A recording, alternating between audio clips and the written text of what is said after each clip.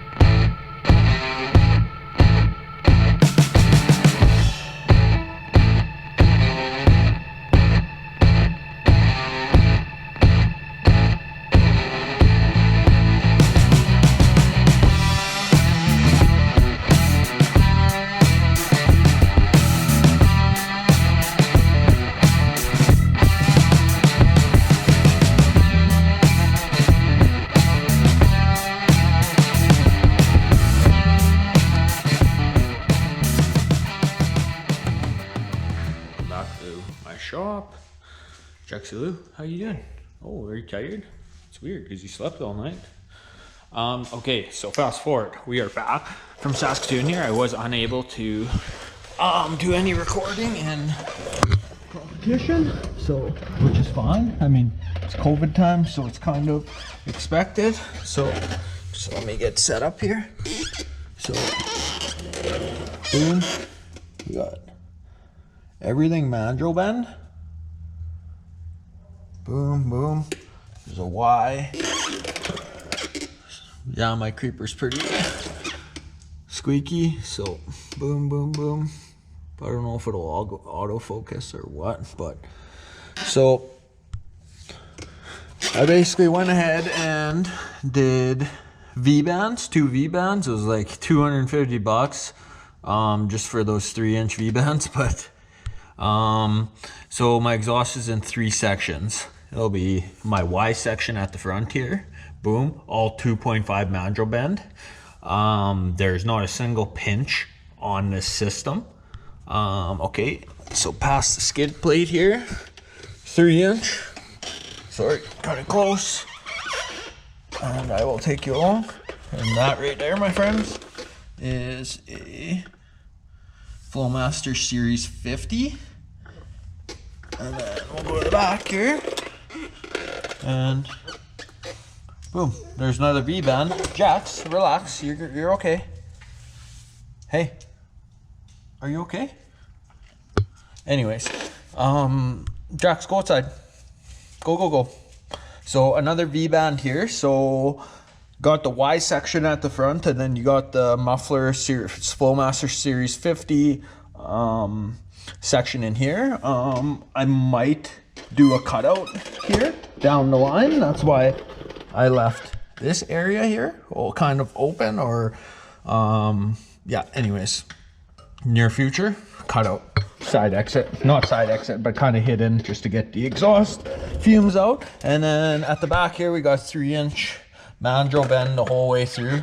I just got to say, competition muffler absolutely killed it. I mean, this would have taken me over a week easily, just like because of being how tedious it is, and I just didn't have the time. These guys did it in a day, right? So I mean, save it for the pros. I don't really have anything to prove to myself. So boom, let's see if that'll focus in.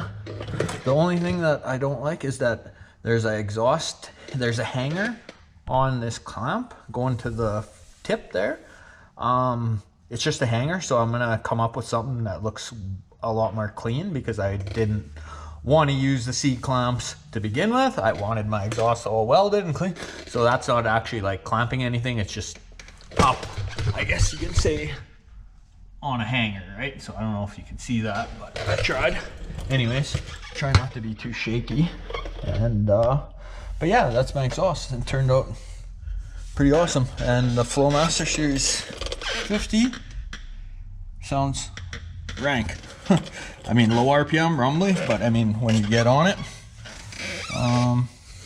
so yeah, she's looking pretty clean down here. Speed sensor's all hooked up there for my factory speed sensor. And yeah, so okay, so we are just in the middle of changing a thermostat. I just wanted to show you guys the difference. So this one is a 160-degree high flow on the right. On the left is my factory. It is the one on the left is a 188-degree Fahrenheit opening, fully open. I mean, that's way too hot. So the one on the right is 160-degree. So it's almost 30 degrees of difference, fully opened. I'll probably set my fan activation probably around 180, 175, 180. Try let the thermostat and the radiator do most of the work, but secondary kick in fan. And yeah, so that's my little trick there. And I mean, 30 degrees is a lot, and a lot of these guys struggle to keep these XJs cold, or LS swaps cold in general. Well, look at the difference between obviously the one on the right is substantially heavier duty, just by looking at the shafts. So I mean, if you're into this swap, if you're into an LS swap, highly recommend the one on the right. Go to Summit Racing, get your one, get yourself one. They're cheap, high flow, 160 degree thermostat for your LS swap. Yeet. Okay. Everything's topped off. I got the belt drive on. My alternator isn't wired yet. I got the wire strung out here. I did go with 6 gauge wire. Normally these motors come with 8 gauge stock, but I am going to go with a higher amperage alternator very soon. I know a lot of my friends and stuff like that have made fun of me for this ratty old alternator, but I mean, you know what? If a guy was to buy everything brand new, then it would be $15,000.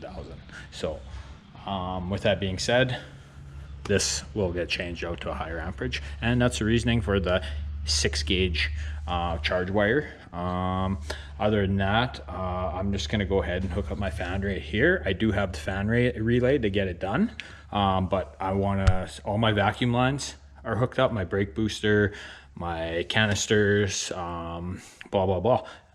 So I should be able to fire it up now and self-learn. So I'm gonna go ahead, hook up the fan and just run the fan on a fan override right now. I am gonna be wiring my fan relay tonight and my alternator, but I want to self-learn. I'm impatient, and yeah, so we'll give her a go here and try her out. Stay tuned.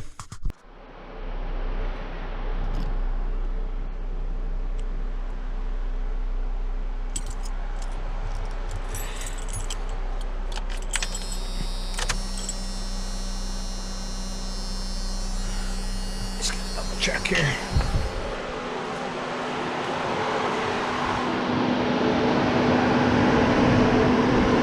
That 3000 CFM fan sure puts out. Okay, back lines are hooked up, blah blah blah. Let's go.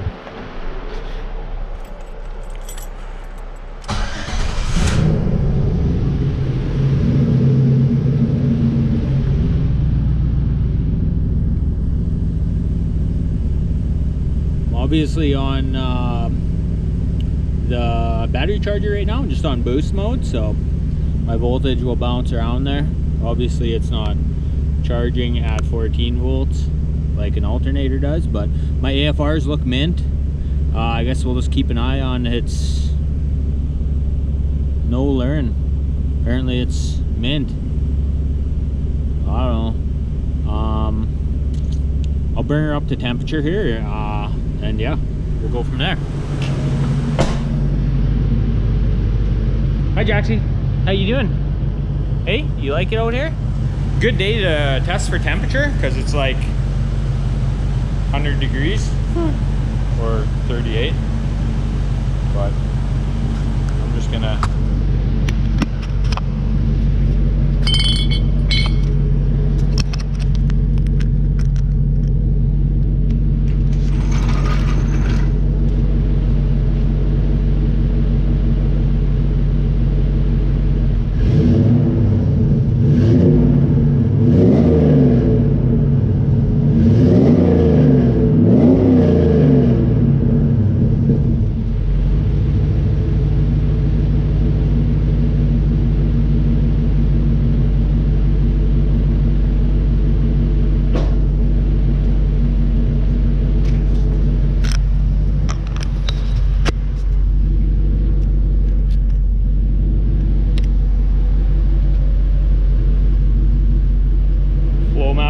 Series 50 sounds pretty filthy.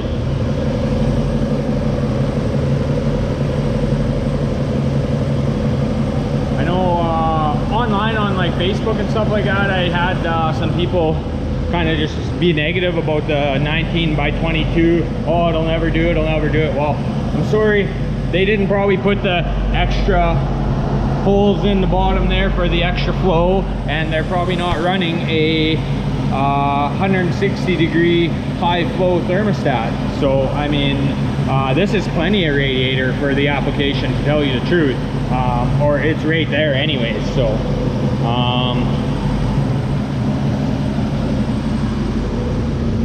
I mean, it is literally hot today, like 38, like 42 degrees with the Humidex. So it's like 38 degrees, but there's humidity, right?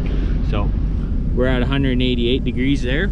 I'm still getting the air out of the system, so it will come up here. But once I get all the air out of the system, that'll change. So anyways, self-learning, I guess, is pretty much it. Sounds pretty dang good.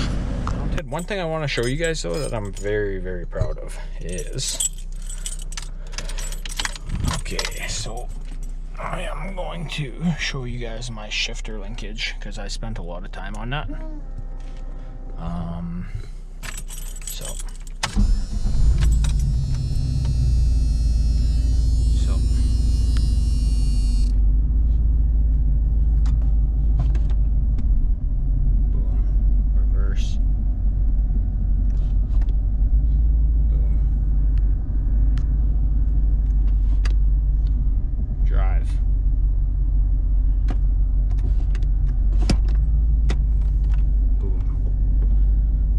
took me a lot of time. It took me about 4 tries.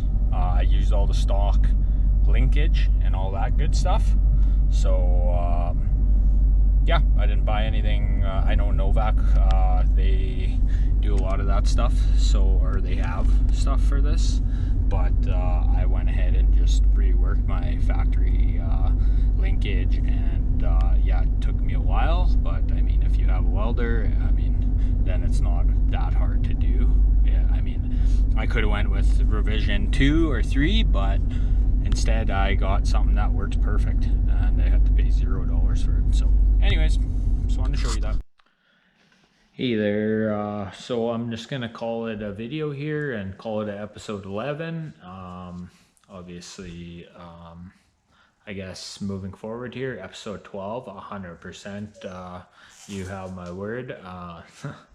It's gonna be the first drive. I could probably have it driving by tomorrow and put something out on Sunday, but I think I have enough here, you know, for one episode here. So I think I tackled quite a bit of things and put enough info into this latest video, I guess you can say. So if you have any questions, definitely comment, like, subscribe if you want to see me shake this bad boy down. So I guess stay tuned, and